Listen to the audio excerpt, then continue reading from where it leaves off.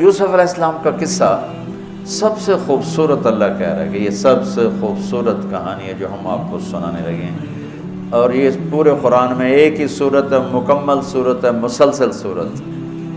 اور یوسف علیہ السلام اور موسیٰ علیہ السلام میں کچھ مطابقتیں ہیں، یعنی کچھ آپس میں ملتے جلتا نظام چلتا ہے۔ یوسف علیہ السلام کے قصے میں ماں کا ذکر کوئی نہیں، باپ کو ہائی لائٹ کیا ہے۔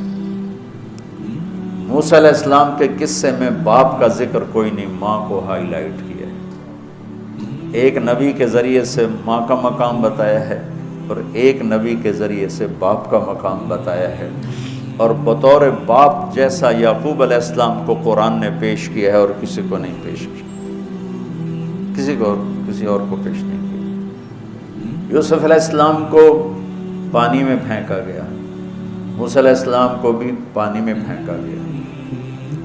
یوسف علیہ السلام کو پھینکنے والے بھائی تھے اور موسیٰ علیہ السلام کو پھینکنے والی ان کی والدہ تھی۔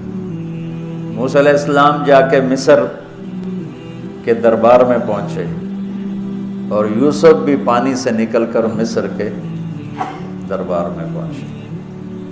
یوسف علیہ السلام پہ تہمت لگی، موسیٰ علیہ السلام سے خطا ہو گئی، تہمت نہیں ہوا، کیا ہو گیا، قتل ہو گیا۔ موسیٰ علیہ السلام کو مصر سے بھاگنا پڑا، یوسف علیہ السلام کو مصر میں قید ہونا پڑا۔ موسیٰ علیہ السلام کنعان سے دوبارہ مصر آئے اور یوسف علیہ السلام نے کنعان سے اپنے سارے عزیز و اقارب کو دوبارہ مصر میں بلا لیا۔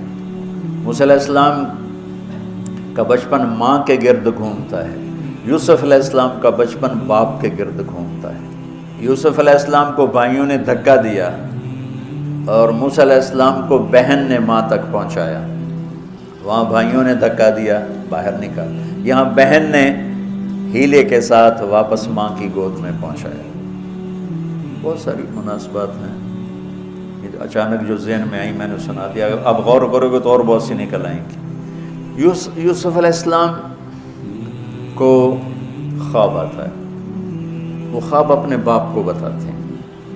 انی رأیت 11 کوكبا والشمس والقمر رأیتهم لی ساجدین۔ بچے کو باپ اپنے ساتھ اس طرح جوڑے مانوس کرے کہ بچہ دل کا حال باپ کو بتائے یا ماں کو بتائے، یہاں سے یہ سبق ملتا ہے۔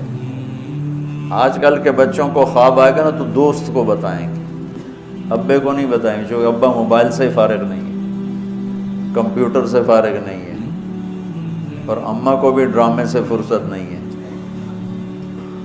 تو وہ دوست کو بتائے گا۔ آج کے ماں باپ نے اولاد سے دوستی ختم کر دی،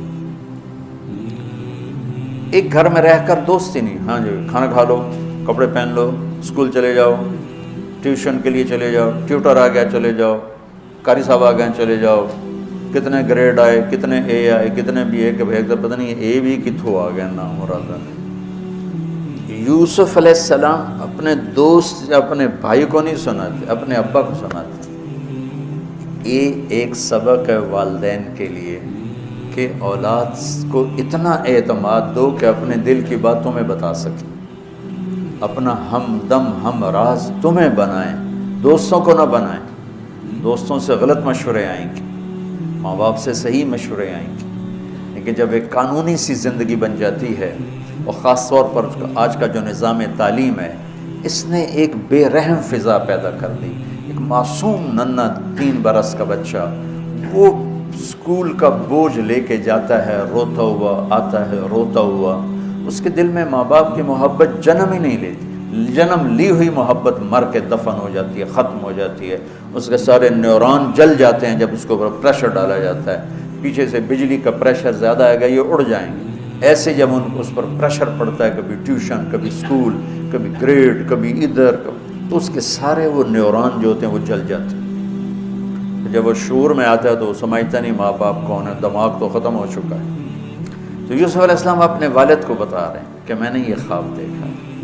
والد خواب کی تعبیر جاننے والے ہیں، وہ فرماتے ہیں بھائی کو نہ بتانا، بھائیوں کو نہ بتانا، کہ کہیں کوئی چکر نہ چلا دیں تیرے خلاف۔ اس سے پتہ چلتا ہے ایک حدیث استعینوا علی امورکم بالکتمان فإن صاحب النعمت محسود، اگر اللہ تعالیٰ کوئی تمہیں دے تو چھپانے کی کوشش کرو، کہ نعمتوں کو دیکھ کر کچھ لوگ محبت کرتے ہیں، کچھ لوگ حسد کرتے ہیں، اور حسد کی نظر آدمی کو کھا جاتی ہے، اور حسد کا ایسی بیماری کہ اس کا علاج ہی کوئی نہیں۔ اللہ نے کہا دشمن کا علاج ہے کیا؟ ادفع باللتی ہی احسن، دشمن کے ساتھ اچھا سلوک کر، وہ تیرا دوست ہو جائے گا۔ اور حاسد کا اللہ نے کہا علاج کوئی نہیں، تو کیا کر کبا مجھ سے پناہ مانگ، ومن شر حاسد اذا حسد، کہ حسد کا اللہ نے علاج نہیں بتایا، سن رہے ہو؟ اللہ نے حسد کا علاج نہیں بتایا، پناہ مانگو، ومن شر حاسد اذا حسد، یا اللہ بس تو ہی جان بچو۔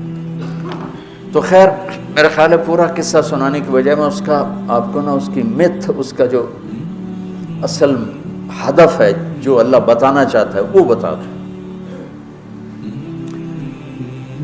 واقعہ تو سب کو معلوم ہے، وہاں سے باپ کو دھوکہ دے کے لائے، کنویں میں ڈال دیا، اور اتنی بے دردی سے مارا پیٹا، اور جب پھینکنے لگے تو ان کا ہاتھ منڈیر پہ پڑ گیا، تو ایک بھائی نے یہاں تلوار ماری، قبضہ یوں، وہ اتنی زور سے لگی ہاتھ چھوٹ گئے، تو اللہ نے جبریل سے فرمایا گرنے سے پہلے گود میں لے لو، تو پانی میں گرنے سے پہلے جبریل کے پروں پر تھے، اور اللہ تعالیٰ نے وہاں 3 دن وہاں رہے۔ تو وجاءت سیارۃ فارسلوا واردهم فادلى دلوه قال یا بشرى هذا غلام واسروا بضاعة واللہ علیم بما يعملون۔ تو وہ قافلہ گزرا، وہاں کنواں دیکھ کے پانی لینے گئے، انہوں نے ڈول نیچے ڈالا، یوسف علیہ السلام ڈول میں بیٹھ گئے، اور یوسف علیہ السلام اعطی شطر الحسن، پوری دنیا کے مردوں کو جو حسن ملا، عورتوں کو جو حسن ملا، اس کا پورا 1/2 یوسف اکیلے کو ملا، تو کیا چیزوں کی، کیا چیزوں کی۔ 7 ارب انسان تو آج ہیں، اور آگے کتنے آئیں گے ہمارے بعد، اور ہم سے پہلے کتنے گزر گئے۔ ان سب کے حسن کے 2 حصے کیے جائیں تو 1 حصہ پوری دنیا کو تقسیم کیا اور آدھا پورا یوسف کو دیا، کیا چیز ہوں گے؟ اور جنت میں ہر آدمی حسن یوسف والا ہو، کیا کمال نہیں۔ اور اللہ تعالیٰ نے عورتوں میں سب سے حسین عورت اماں حوا کو بنایا، اماں حوا سب سے حسین عورت تھی، ان کا اصلی قد تھا 130 فٹ دی اماں جان، 130 فٹ کے ابا جان، یہی قد جنت میں اللہ واپس لوٹا دے گا، 130 فٹ کی ہائٹ پر۔ تو جو وہ ڈول سے نکل یا بشرا، یوں ہی کیا ہوگا اس نے، یا بشرا ہذا غلام، وہ یہ کیا چیز نکل، ہذا غلام، میں حیرت ہے کہ یہ کیا ہے، یہ کیا چہرہ ہے، کیا نور ہے، کیا حسن ہے، کیا جمال ہے۔ اور ابھی امتحان چل رہا ہے، عین اس وقت بھائی پہنچ گئے ان کو چیک کرنے کے لیے کہ کیا حال ہے۔ ارے یہ تو ہمارا بھاگا ہوا غلام ہے، تمہیں کہاں سے مل گیا؟ کہا ہمیں تو کنویں سے ملا ہے۔ کہا اچھا ٹھیک ہے، ہم بیچتے ہیں، لے جاؤ۔ وَشَرَوْهُ بِثَمَنٍ بَخْسٍ دَرَاهِمَ مَعْدُودَةٍ وَكَانُوا فِيهِ مِنَ الزَّاهِدِينَ۔ تو مصر کے گورنر نے خریدا تو اکرمی مثواہ عسیٰ ان ینفعنا او نتخذہ ولدا، اور موسیٰ علیہ السلام کو بھی کہا فرعون کی بیوی نے، قرۃ عین لی ولک عسیٰ ان ینفعنا او نتخذہ ولدا۔ ایک مناسبت یہ بھی ہے، ادھر بھی کہا جا رہا ہے نتخذہ ولدا، ادھر بھی کہا جا رہا ہے نتخذہ ولدا۔ تو وہاں فرعون نے کہا تیری ٹھنڈک ہوگا، میری تو نہیں لگتا، میں تو لگتا ہے یہی مینوں مارے گا۔ تو ولما بلغ شدہ آتیناہ حکما وعلما وکذلک نجزی المحسنین، جب وہ جوانی میں آئے اور حسن سورج کی طرح چمکا تو عزیز مصر کی بیگم فتنے میں پڑ گئی۔ وراودته التي هو في بيتها عن نفسه وغلقت الابواب وقالت هيت لك، یہ ہیت لک بم ہے، بم، ہیت لک، حیت لک حیت لک ہت لک ہت لک ہت لک حیت لک حیت لک حیت لک، اتنی دفعہ اس کو پڑھا جا سکتا ہے۔ یہ اس واقعہ کی خوفناک شکل کو بتانے کے لیے یہ لفظ یہ بم مار رہا ہے، حیت لک حیت لک ہت لک ہت لک ہت لک ہت لک، پھر اس کو امالہ کر کے حیت لک حیت لک حیت لک، اتنی دفعہ اس کو پڑھا جا سکتا ہے اس انداز میں، یہ بتانے کے لیے کہ یوسف علیہ السلام پر کتنی بڑی گھاٹی آ گئی تھی، اور ایک جملے سے سارا باطل چاک ہو گیا، معاذ اللہ انہ ربی احسن مثوایا انہ لا یفلح الکافرون۔ ہاں زلیخا یہ نہیں ہوگا جو تم چاہتی ہو، یہ نہیں ہوگا، کمرے بند، تالے لگائے، پہرے کھڑے کیے اور دروازے بند۔ یوسف علیہ السلام نے دیکھا کہ میں کہیں بھی نہیں بھاگ سکتا، لیکن یہ دروازہ یہاں تک تو بھاگ سکتا ہوں، تو کہ یا اللہ بھائی یہاں تک دوڑنا میرا کام ہے، آگے راستہ دینا تیرا کام۔ جو دروازے کے قریب ہے تو ٹھک تالا ٹوٹا دروازہ کھل گیا، ٹھک تالا ٹوٹا دروازہ کھل گیا، ٹھک تالا ٹوٹا دروازہ کھل گیا، بھاگتے بھاگتے آگے پیچھے یہاں تک کہ بڑے دروازے پر آ کر اس کا پیچھے ہاتھ پڑا، کرتا پھٹ گیا، اوپر سے اس کا خامد آ گیا۔ واستبق الباب وقدت قمیصه من دبر والف یا سیدها لدى الباب، اس نے اسی وقت پینترا بدلا، ما جزاء من اراد باهلك سوءا، اور اس کی چالاکی دیکھو، وہ تو نہیں اس کو قتل کروانا چاہتی، لیکن جرم یہ بتائے گی جس پر قتل ہوتا ہے تو خود ہی سزا تجویز کر دے، الا ان یسجن او عذاب الیم، کہ بھائی کوڑے شوڑے مارے جائیں یا قید کیا جائے، قتل نہ کیا جائے، خود ہی سزا تجویز کی کہ کیا جزا ہے اس کی جو تیرے گھر والوں کے ساتھ برائی کا ارادہ کرے، سوائے اس کے کہ اسے قید کیا جائے یا اس کو کوڑے مارے جائیں، قتل نہیں کہا، کہ وہ تو اپنی خواہش ابھی پوری کرنا چاہتی، اس کا نشہ بھی نہیں اترا، کہا ہی راودتنی عن نفسی، بھائی میں نے کچھ نہیں کیا، اس نے مجھے بہکایا ہے۔ تو وہاں ایک بچے نے گواہی دی، شاہد شاہد من اہلہا، کرتا دیکھ لو، ان کان قمیصہ قد من قبل فصدقت وهو من الكاذبین وان کان قمیصہ قد من دبر فکذبت وهو من الصادقین فلما رأى قمیصہ قد من دبر قال انه من کیدکن ان کیدکن عظیم یوسف اعرض عن هذا واستغفری لذنبک انک کنت من الخاطئین۔ کیا خوبصورت قرآن نقشہ کھولتا، وہ بھی مصر کا حسن، ایسے ٹھاٹھے مارتی ہوئی جوانی، اور ادھر نبی ابن نبی ابن نبی ابن نبی، ادھر بھی کمال ہے۔ یہ واحد ہستی ہیں یوسف علیہ السلام، جن کا باپ نبی، جن کا دادا نبی، جن کا پردادا نبی، جو خود نبی۔ یہ اس لیے میرے نبی سے پوچھا گیا یا رسول اللہ من اکرم الناس، سب سے عزت دار کون ہے؟ آپ نے کہا یوسف علیہ السلام، کہ جو خود بھی نبی، ان کے باپ بھی نبی، ان کے دادا بھی نبی، ان کے پردادا بھی نبی۔ تو اللہ تعالیٰ نے اسی کے حساب سے امتحان لیا جس سطح پر وہ تھے، تو ساری رسیاں توڑوا کے بھاگے، اور عزیز مصر سامنے پیترا بدلا کہ اس کو قید کرو، اس نے یہ کیا، اس نے یہ کیا۔ جب وہ دیکھا کہ تو ہی لگتا غلط ہے یوسف بھائی، تو درگزر کر، لیکن بدنامی ہو گئی، بدنامی ہوئی تو پھر انہوں نے کہا اس کو قید میں ڈال دو، پھر قید میں ڈالا۔ اس کے بیچ میں یہ واقعہ ہے کہ نسوۃ فی المدینۃ امرأۃ العزیز تراود فتاها عن نفسی قد شغفها حبا انا لنراها فی ضلال مبین۔ ارے زلیخا، عورتوں کے تانے، تو ملکہ ہو کر، شہزادی ہو کر ایک غلام پہ ایسے لٹو ہوگی، تجھے شرم نہ آئی؟ تو نے اپنی عزت کو نہ دیکھا، اپنے مرتبے کو نہ دیکھا، نا میں تھوڑی خبر لے لینی ہے۔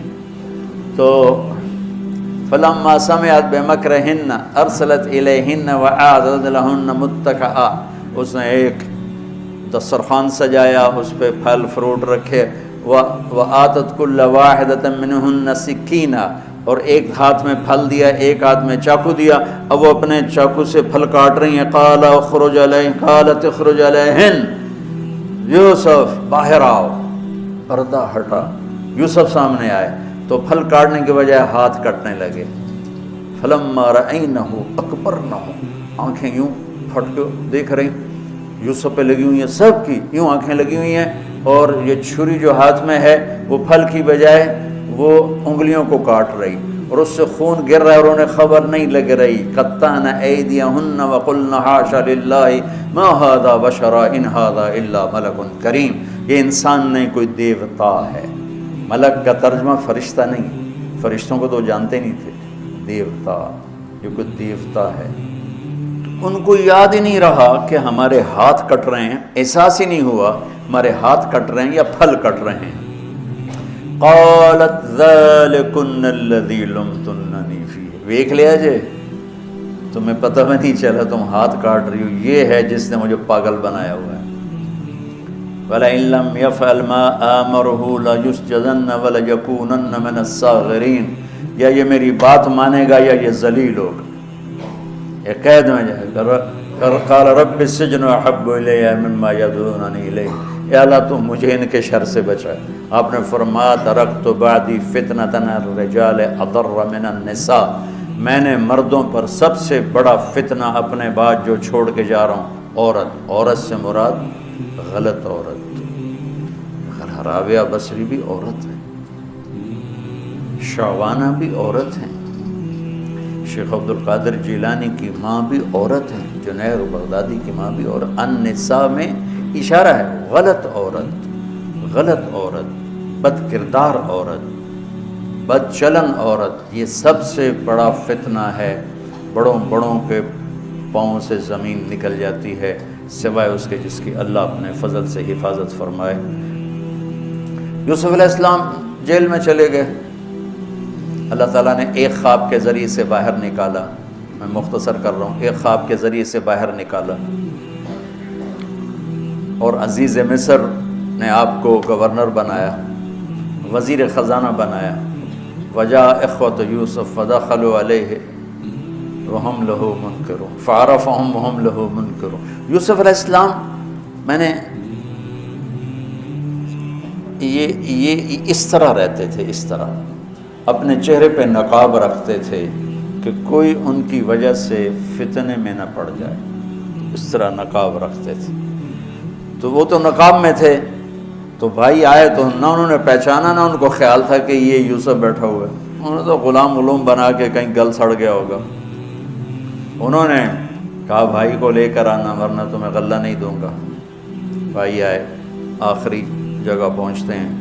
دوبارہ جب وہ غلہ لینے آئے، بنیامین کو انہوں نے روک لیا تھا، دوبارہ جب وہ غلہ لینے آئے تو یعقوب علیہ السلام کو بھائیوں نے بتایا کہ یوسف کو عزیز مصر نے روک لیا ہے بنیامین کو۔ تو یعقوب علیہ السلام کو 40 سال ہو گئے تھے روتے ہوئے۔ یعقوب علیہ السلام بطور باپ کیسے ہائی لائٹ ہوئے؟ وَجَاءُوا عَلَىٰ قَمِيصِهِ بِدَمٍ كَذِبٍ قَالَ بَلْ سَوَّلَتْ لَكُمْ أَنفُسُكُمْ أَمْرًا فَصَبْرٌ جَمِيلٌ وَاللَّهُ الْمُسْتَعَانُ عَلَىٰ مَا تَصِفُونَ۔ کرتا لے کر آئے، خون لگا ہوا لیکن پھٹا ہوا نہیں۔ تو یعقوب علیہ السلام نے فرمایا بھیڑیا بڑا سیانا ہے، چولا لا کے میرے پوتر نو کھا دس، کرتا اتار کے میرے بیٹے کو کھایا، کہ کرتا کہیں سے پھٹا نہیں اور یوسف کھایا گیا، یہ سب تمہارا مکر و فریب ہے۔ لیکن فصبر جمیل کا کیا مطلب ہے کہ بچوں تم نے بڑا ظلم کیا ہے لیکن میری زبان سے کبھی طعنہ نہیں سنو گے، میرا صبر رہے گا، موت تک رہے گا، تمہیں کبھی برا بھلا نہیں کہوں گا۔ اور اتنی نافرمان اولاد کو گلے سے لگا کے رکھا، سینے سے لگا کے رکھا۔ اس محبت نے ان کو بھی توبہ پہ آ کے کھڑا کیا۔ اگر وہ آج کل کے والدین گھر سے نکل جاؤ، آگ کر دو، اولاد اور ماں باپ میں رسہ کشی ہے اور لڑائی ہے اور جھگڑا ہے اور نفرت ہے، نہ وہ ضد چھوڑتا ہے نہ وہ ضد چھوڑتا ہے۔ ماں باپ کو ضد چھوڑنی چاہیے، بچے نادان ہوتے ہیں، عقل کے کچے ہوتے ہیں، تجربہ ہوتا نہیں ہے، ان کے اوپر اگر ہم مسلط ہو کر اپنی ضدوں پر ان کو جھکائیں گے تو وہ ٹوٹ جائیں گے، وہ بکھر جائیں گے، وہ ہم سے متنفر ہو جائیں گے۔ میں قربان جاؤں، والدین کو یعقوب علیہ السلام کی مثال سامنے رکھنی چاہیے کہ نافرمان اولاد کو گلے سے لگا کے رکھا اور کہیں بھی تانا نہیں دیا کہ تم نے میرے بیٹے کو مجھ سے جدا کر دیا۔ فصبر جمیل، صبر کے ساتھ۔ یہ آج کے ماحول میں یعقوب والی صفت اگر باپ میں ہوگی تو کوئی اولاد ضائع نہیں ہوگی، لیکن باپ ہی جب مقابلہ کر لیتا ہے، ضد پہ آ جاتا ہے، تو اپنے ہاتھوں سے اپنی اولاد کو دفن کر دیتا ہے تابوت میں۔ نافرمانی کے تابوت کی کیل والدین لگاتے ہیں کہ وہ ضد کر لیتے ہیں، بچوں سے ضد کر لیتے ہیں، ارے اپنی ضدیں توڑ دو، وہ تمہارے اوپر قربان ہو جائیں گے، فدا ہو جائیں گے۔ اگر ان پر اپنی ضدیں مسلط کرو گے پھر لڑائیاں ہوں گی، جھگڑے ہوں گے، نفرت ہوگی۔ تو یعقوب علیہ السلام بطور باپ انتہائی ہائی لائٹ ہوئے، انتہائی، کہ کس طرح اتنا بڑا جرم کرنے والی اولاد کو بھی گھر میں بٹھا کے اکٹھے کھانا کھا رہے ہیں، اکٹھے اٹھ، 40 سال سے یہ سلسلہ چل رہا ہے، اور روتے روتے آنکھیں چلی گئی ہیں، اور انما اشکو بثی وحزنی الی اللہ، کہ میں تمہیں تو کچھ نہیں کہہ رہا ہوں، تلا تفتح تذکر یوسف حتی تکون حردا او تکون من الہالکین، ابا جان آپ تو تباہ ہو جائیں گے، برباد ہو جائیں گے، یوسف کے غم میں آپ مر جائیں گے۔ کہا میں تم سے تو کبھی کچھ نہیں کہا، تمہیں کبھی کوئی تانا دیا؟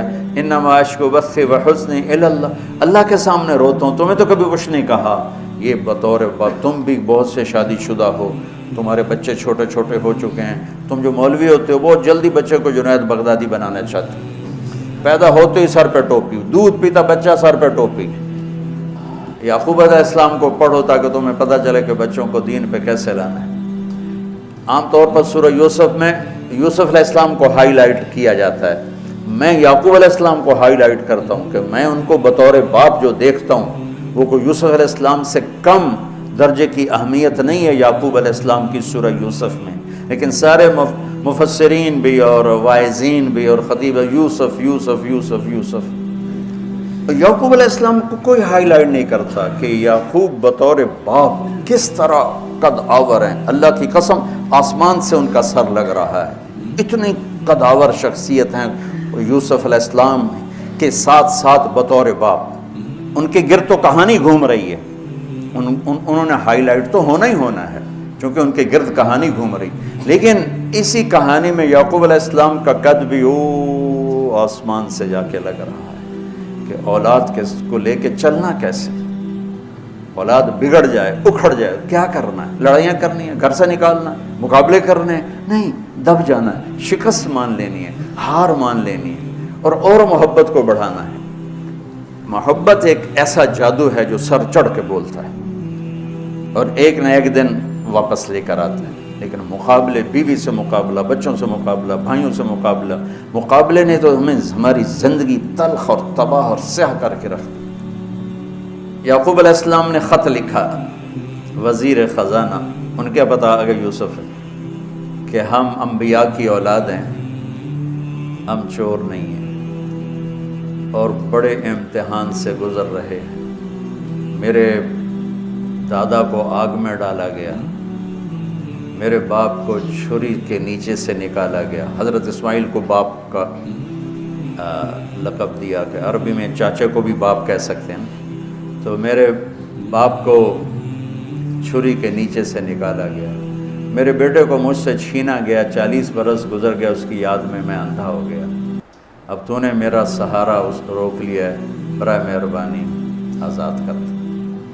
اچھا، یعقوب علیہ السلام بھی نبی ہیں، یوسف بھی نبی ہیں۔ یوسف 1 ہفتے کی مسافت پر مصر میں ہیں، لیکن اللہ کی طرف سے اجازت نہیں ملی ہوگی اپنے آپ بتانے کی، ورنہ تو وزیر خزانہ بنتے ہی کسی کو بھیج دیتے، جاؤ بھائی میرے ابا کو بتاؤ۔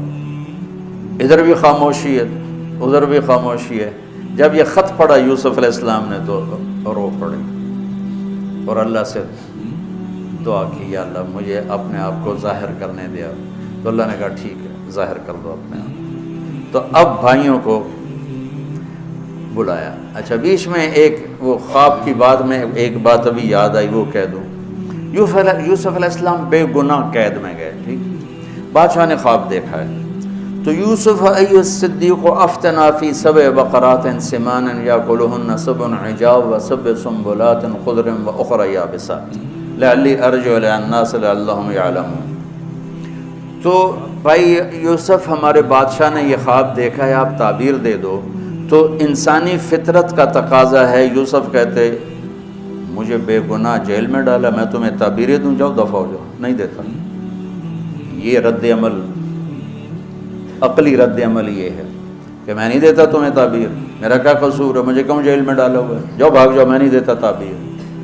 اور ایمانی رد عمل کیا تھا کہ انہوں نے صرف تعبیر مانگی، انہوں نے فسر و دبر و بشر، انہوں نے ایک شے مانگی تعبیر، تو فسر کہہ دو، عبر کہہ دو، انہوں نے تعبیر بھی دی، قحط سے نکلنے کا طریقہ بھی بتایا، اور قحط کے بعد خوشحالی آنے کی خوشخبری بھی سنائی۔ یہ نبی کے اخلاق۔ تو نے میرے ساتھ یہ کیا، اور میرے پاس کس لیے آیا، تجھے یاد نہیں تو نے میرے ساتھ کیا کیا تھا؟ یہ ہے آج کے اخلاق بھی یہی ہیں، اور انسان چلتا بھی اسی پر ہے۔ اور تو میرے نال کیتا کہ آج میں تیرے نال کیوں چنگا کروں، چل دوڑ جا۔ اور میں قربان جاؤں اخلاق یوسف پر کہ عبر و دبر و بشر، تعبیر بھی سنائی، طریقہ بھی بتایا، بشارت بھی سنائی کہ آئے گا سال، پھر ثم بارشیں بھی ہوں گی اور چہل پہل بھی ہوگی۔ تو اللہ سے مانگ لو کہ اخلاق یوسف اللہ تمہیں نصیب فرما دے۔ یوں نقاب تھا اور بھائی آ گئے دوبارہ، اب اجازت ہو چکی ہے کہ بتا دو، تو ایسے نقاب ہٹایا، هل علمتم ما فعلتم بيوسف وأخيه إذ أنتم جاهلون۔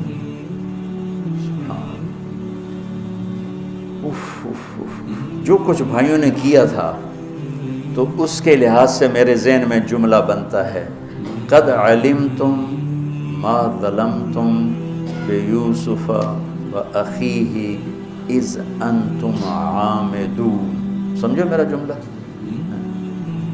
تمہیں خوب یاد ہوگا جو تم نے یوسف اور اس کے بھائی پہ ظلم کیا، سوچی سمجھی اسکیم اور سازش کے تحت، یہ جملہ بنتا ہے۔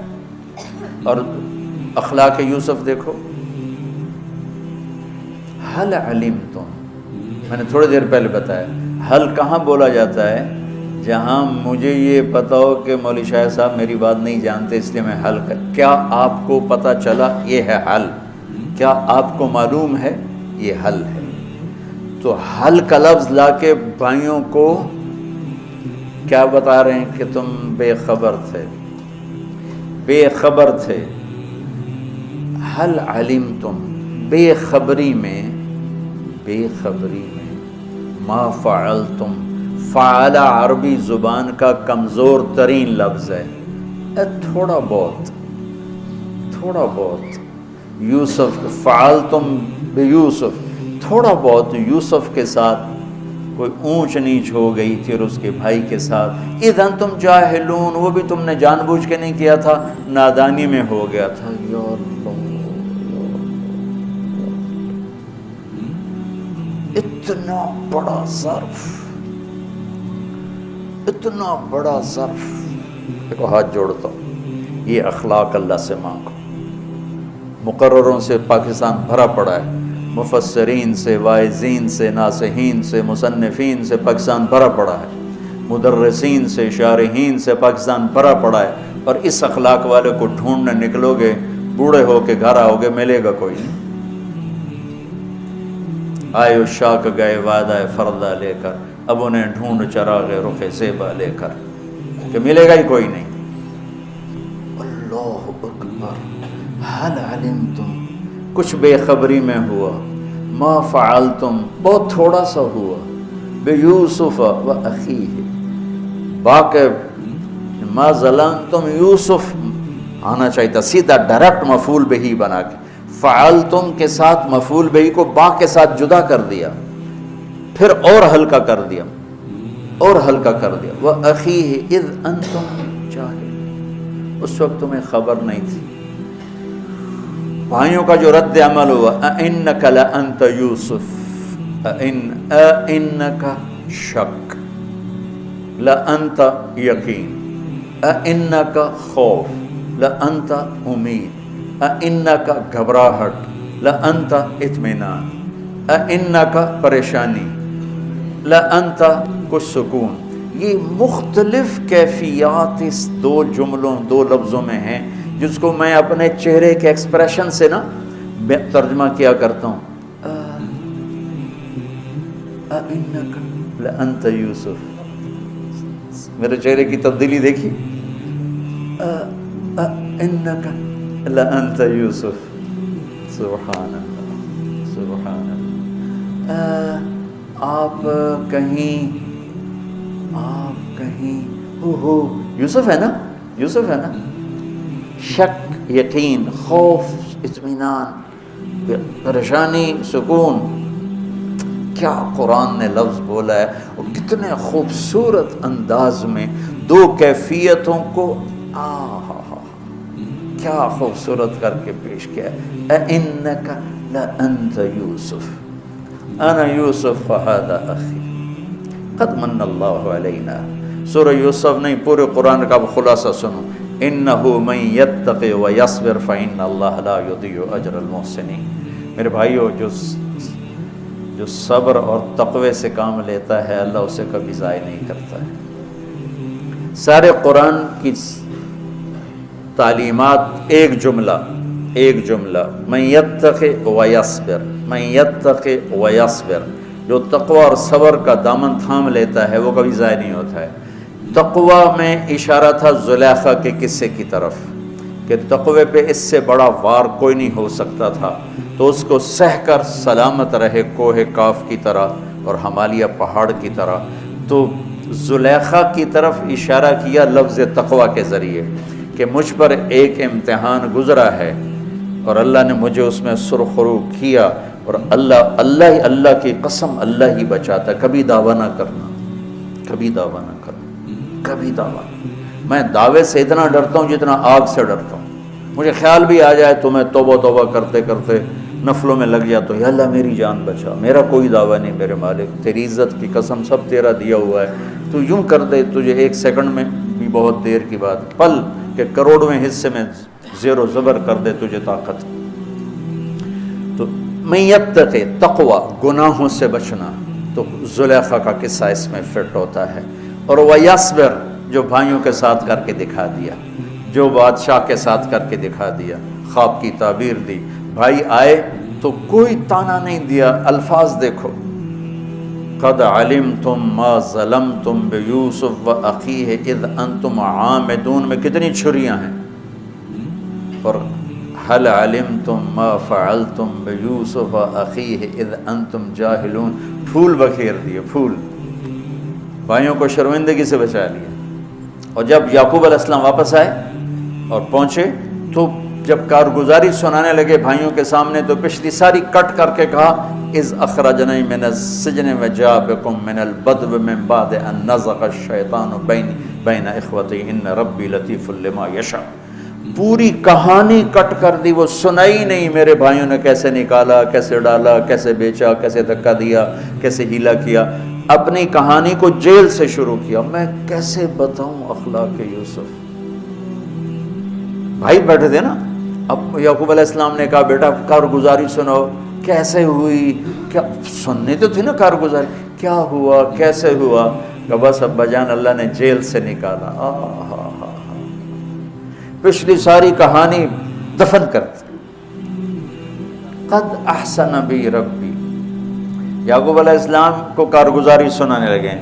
جب ہم کارگزاری سناتے ہیں چلے کی جماعت تو بھائی جب رائمنڈ سے نکلے تھے وہیں سے شروع ہوتی ہے نا کارگزاری. تو میں قربان جاؤں اخلاق یوسف پر کہ انہوں نے پیچھے سے کہانی نہیں سنائی کہ مجھے کیسے نکالا، مجھے کیسے کنویں میں ڈالا، مجھے کیسے بیچا. قد احسن بی، ابا جان بس اللہ نے بڑا کرم کیا، اللہ نے مجھے جیل میں ڈال دیا تھا مصر والوں نے، تو مجھے اللہ نے جیل سے نکالا اور اللہ آپ کو وہاں سے کنعان سے میرے پاس لے کر آ گیا. یہ سب میرے رب کا اور میرے مولا کا کرم ہے. اپنے بھائیوں کو شرمندہ ہونے سے بچا دیا. اللہ مجھے ان اخلاق کا ذرہ دے دے، اللہ آپ کو ان اخلاق کا ذرہ دے دے. اللہ کی قسم آپ کو کوئی پکڑ نہیں سکے گا عبادات اور علم کے ذریعے سے. یہ سارے دھرے رہ جائیں گی، عبادات، نفلی عبادات اور نفلی ذکر، اذکار، تسبیحاں، مراقبے، اخلاق ایسا اتنا تیز رفتار راکٹ ہے کہ اس کو کوئی نہیں پکڑ سکتا۔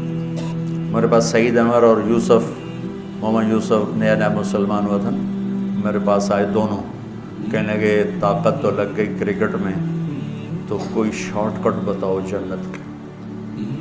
تو میں نے تھوڑی سی اخلاق کی بات کی، میں نے کہا یہ کر لو، کہنے لگا نہیں یہ تو مشکل ہے، کوئی اور بتا، یہ تو مشکل سبق ہے۔ یہ بے خطا علم ہے، ذالک الکتاب لا ریب فیہ وتمت کلمۃ ربک صدقا وعدلا لا مبدل لکلماتہ انہ لقول فصل وما هو بالہزل۔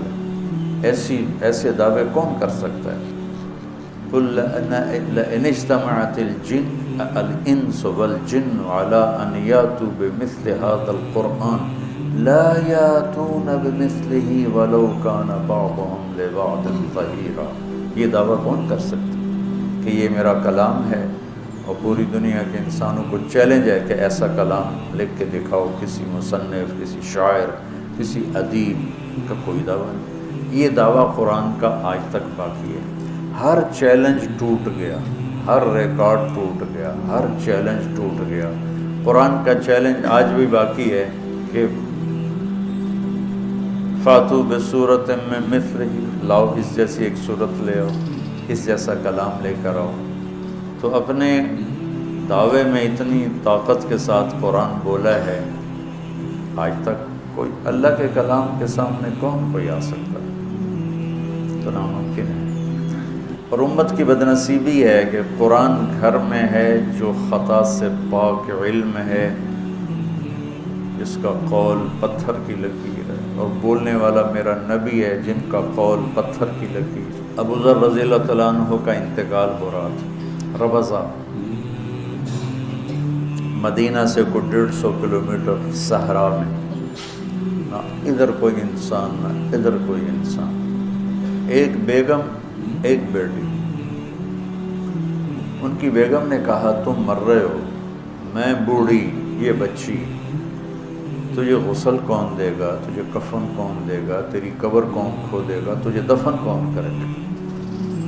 تو فرمانے لگے بی بی ما کذبت وما کذبت، نہ میں تمہیں جھوٹ بولنے لگا ہوں، نہ جس کی بات بتا رہا ہوں نہ وہ جھوٹا تھا۔ میں ایک مجلس میں تھا تو میرے نبی نے فرمایا تم میں ایک شخص بیٹھا ہوا ہے جو اکیلا رہے گا، اکیلا مرے گا، اکیلا اٹھے گا، اور اس کا جنازہ مسلمانوں کی ایک جماعت پڑھے گی۔ تو اس محفل میں جتنے لوگ شریک تھے وہ سب شہروں میں مر گئے، میں اکیلا رہ گیا ہوں، اور میں اس جنگل صحرا میں ہوں، اور میری موت میرے سر پر ہے، اور مجھے اکیلے بھی اٹھنا ہے، اور میرا جنازہ مسلمانوں کی ایک جماعت نے پڑھنا ہے۔ جو کہہ رہا ہوں صحیح کہہ رہا ہوں، تمت کلمۃ ربک صدقا وعدلا انہ لقول فصل، کہ میرے نبی بھی جب بولتے ہیں تو ما ینطق عن الہوی ان ہو الا وحی یوحی، ان کی زبان پر اللہ بولتا ہے۔ وہ کہنے لگی انا یکون وقد انقطع الحج، یہ کیسے ہوگا، حج کا تو زمانہ نہیں۔ حج کے موسم میں یہ شارٹ کٹ مکے کا راستہ تھا، تو حجاج راستہ مختصر کرنے کے لیے یہاں سے گزرتے تھے۔ تو ان کی بیگم نے کہا حج تو ہے نہیں تو کون گزرے گا یہاں سے؟ وہ فرمانے لگے مجھے نہیں پتا کون گزرے گا، لیکن جو تمہیں کہہ رہا ہوں یہ حق اور سچ ہے۔ امت نے اپنے نبی کی باتوں پر ہی سب سے زیادہ شک کیا۔ ایک تھوڑے سے پڑھے لکھے کی بات پہ جی بہت بڑے اسکالر ہیں وہ یہ کہہ رہے ہیں، اور جس کے پاس اولین و آخرین کا علم تھا، جس کے علم کی منتہا ہے کہ لوح محفوظ کی تحریر کو مسجد میں بیٹھ کے پڑھ سکتے ہیں، ان کے علم کا مذاق اڑایا جا رہا ہے۔ میرے نبی کا علم ہے سچ نجات دیتا ہے، جھوٹ ہلاک کرتا ہے۔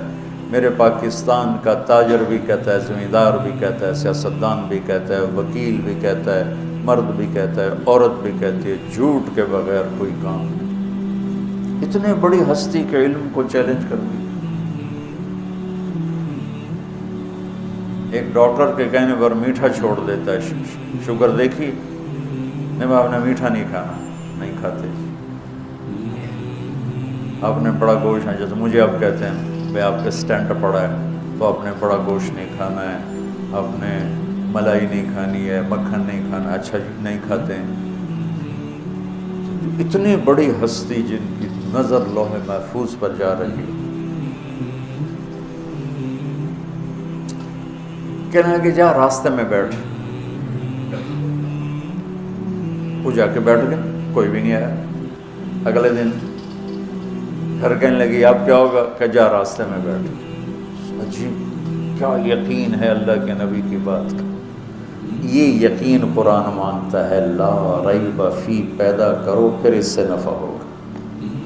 پہلے لا ریب فی اپنے دل میں لاؤ، اس کے بلاغی نقطے اور اس کے فقہی نقطے اور اس کے تفسیری نقطے، یہ تو بہت بعد کی چیز ہے، اور یہ تو ہر عربی دان نکال سکتا ہے، ایک غیر مسلم بھی نکال سکتا ہے، لیکن اس سے اگر کچھ نکالنا چاہتے ہو، لینا چاہتے ہو، تو لا ریب فی پیدا کرو، لا ریب فی، یہ یقین پہلے پیدا کرو، پھر یہ قرآن تمہیں نفع دے گا، پھر اس کا علم تم پر کھلے گا، اس کا نور تم پر کھلے گا۔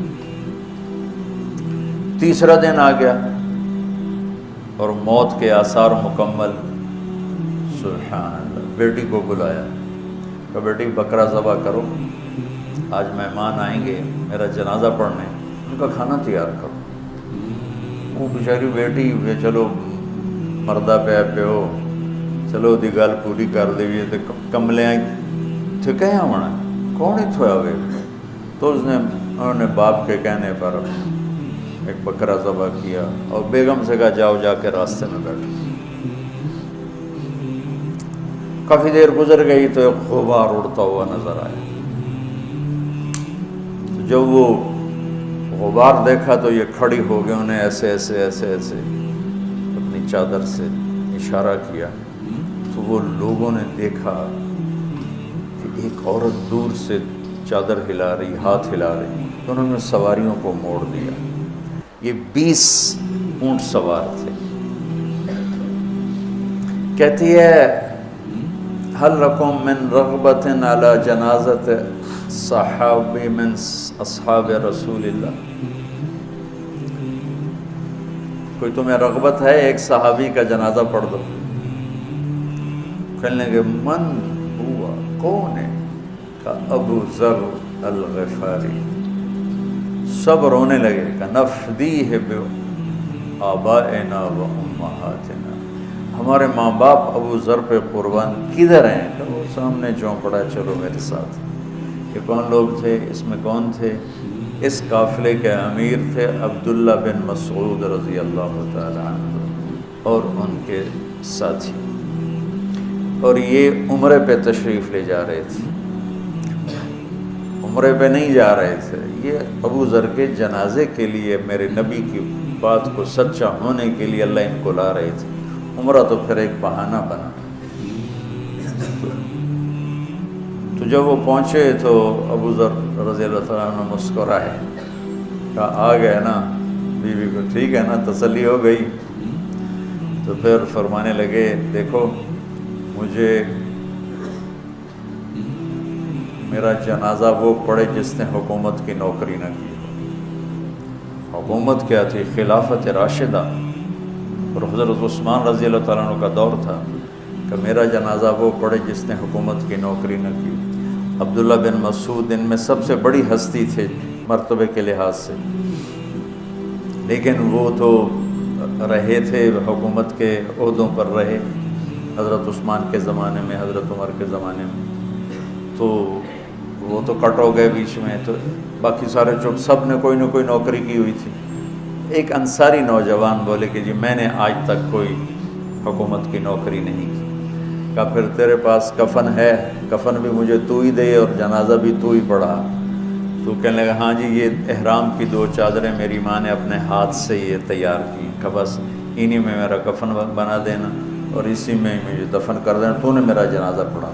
اور یہ کہہ کر اللہ کے حاضر ہو کے تو ان کو غسل کفن جنازہ تدفین سے جب فارغ ہو کر چلنے لگے تو بیٹی نے عبداللہ بن مسعود سے کہا کہ یا عم الی الطعام، کھانا تیار ہے۔ تو عبداللہ بن مسعود کہنے لگے اتنی جلدی کیسے تیار کر لی؟ تو انہوں نے عرض کی کہ ابا نے صبح ہی کہہ دیا تھا کہ میرا جنازہ پڑھنے مہمان آئیں گے، ان کے لیے کھانا تیار رکھو۔